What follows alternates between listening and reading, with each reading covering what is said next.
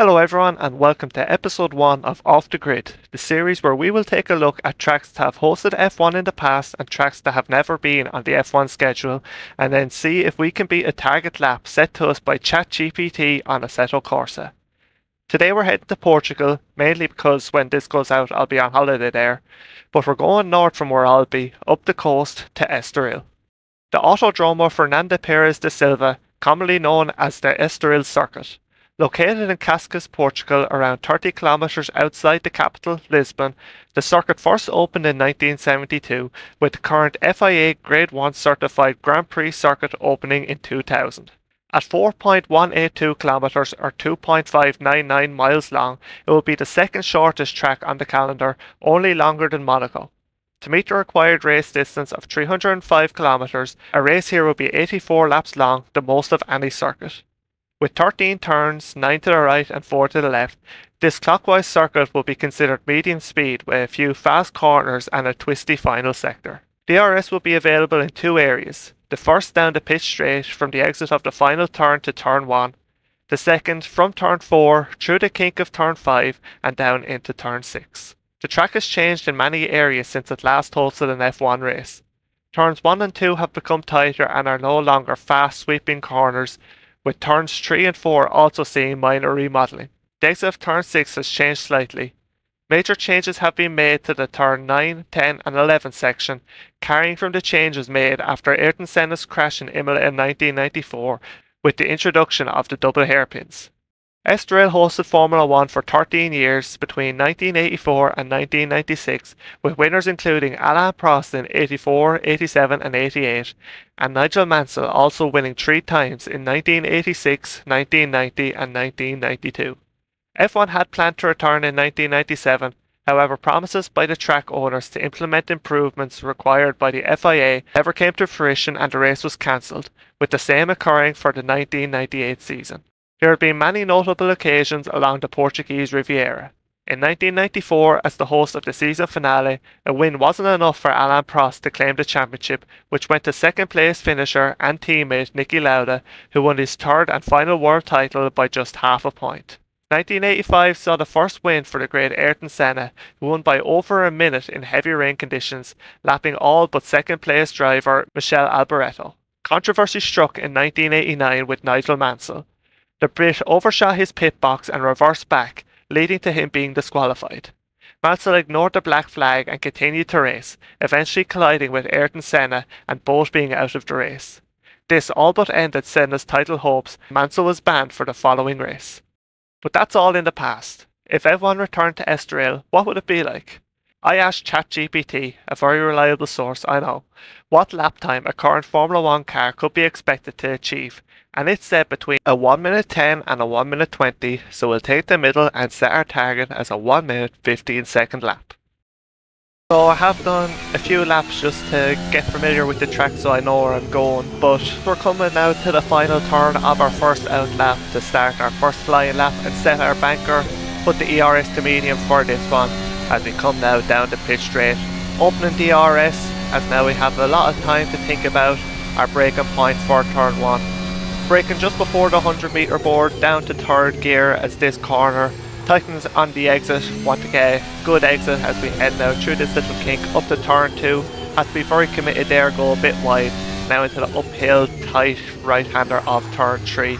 Have a big moment there. I learnt as these laps went on that you want to be a bit wider there as the camper can upset the car closer to the apex. Through the left hand hairpin of turn 4 is now onto the middle straight. Through the kink of turn 5 with the RS open, and now into the fast left hand hairpin of turn 6. Down into 4th gear, I did change this down into 3rd as this session went on and trying to get on the power early and get a good exit up to the technical section of this track as all the high speed is pretty much gone now. Taking it a bit tight there through turn 7, then a very quick turn 8 into the trickiest part of the track, this double hairpin chicane kind of section of turn 9 and 10. It's very easy to lose the rear as we saw there. And now through the kink of turn 11 into turn 12 and then the final turn of 13. This very long right hander similar to Portimao further south in Portugal. But we come now to finish our first flying lap. We're going to set a 1:20.7, so about 5.7 tenths off our target lap on our first banker.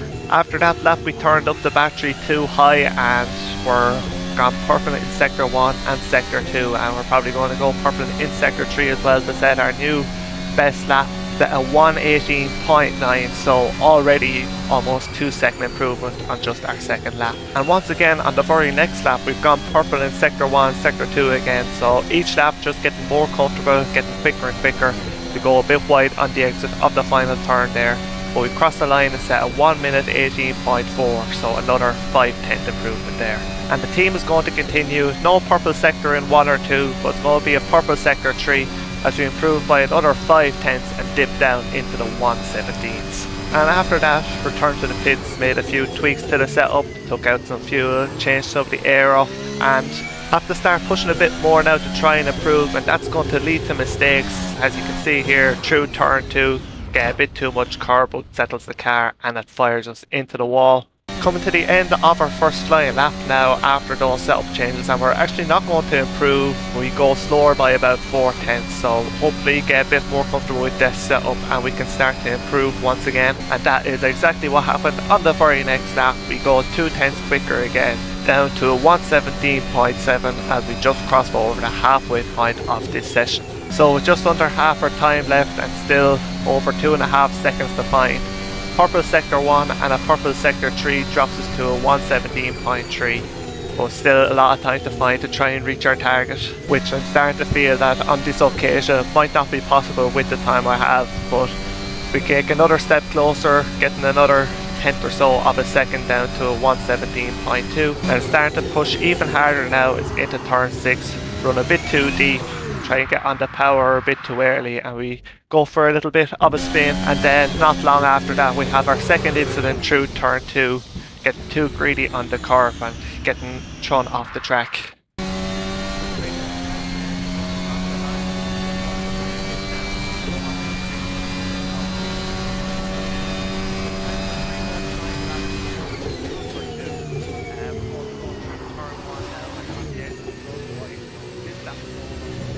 We're going to take it nice and easy and save our fuel and hope that we have enough for 2 more flying laps. And starting our second last lap now, down into turn 1, braking later than we did at the start and hitting the apex off turn 1, running wider on the exit to carry more speed, and now through turn 2 being a lot more committed to carry much more speed.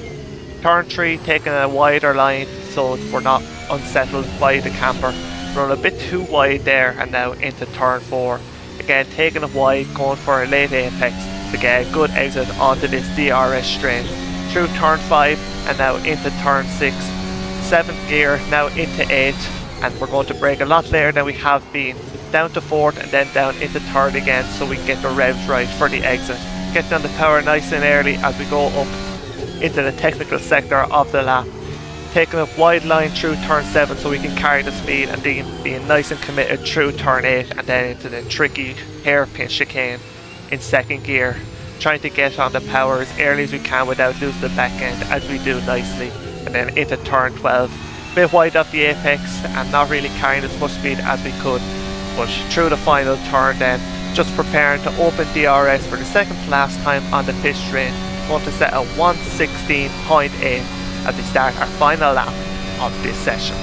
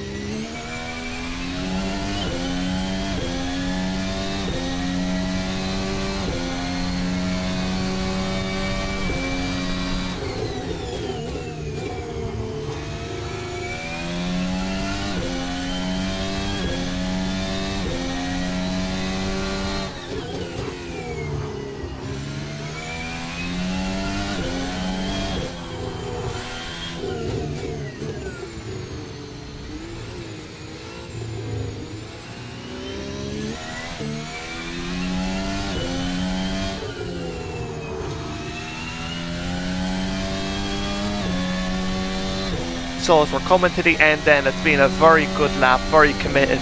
Gone purple in sector 1 and in sector 2, but we run out of fuel just before the finish line. We still managed to improve. We set a 1:16.698, a new personal best for us, but unfortunately we didn't beat our target of a 1:15. So we were just under 2 seconds off the target then, but I do think it would be possible with a bit more time and a more suitable setup, but I don't really know how to make setups on a Assetto Corsa. Estoril, very fun track to drive. It's a good mix between high speed sections, nice and flowing, such as the first 2/3 of the lap, and then very technical, twisty end of the lap. But do I think that F1 should return here? Not really. Think it's a bit too narrow in places to have good racing, and if F1 wanted to have a Portuguese Grand Prix, I think Portimao would be the better option of these two. But that's it for this episode of Off the Grid. If you have any suggestions for other tracks we should do in this series, leave a comment down below and I'll add them to the long list that I have. Until the next episode, thanks for watching. See you then.